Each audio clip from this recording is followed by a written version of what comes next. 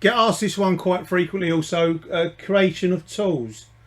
I find the quickest way is to just duplicate an existing tool. So something's got the properties, you want to create a very similar tool, something that's got the properties already of what you require.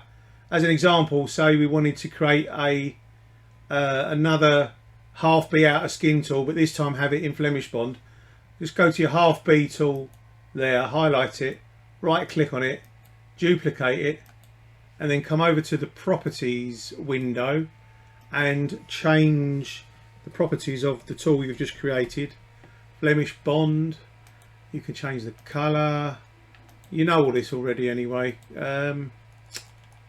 and there you'll have it as your half B Flemish Bond tool there, which should, if we calibrate the drawing preset to say 1 to 50, supposing this was Flemish Bond, you now have your Flemish Bond tool to use, and there it appears in the markups list, and the original half B tool still useful, and that will appear as a half B tool.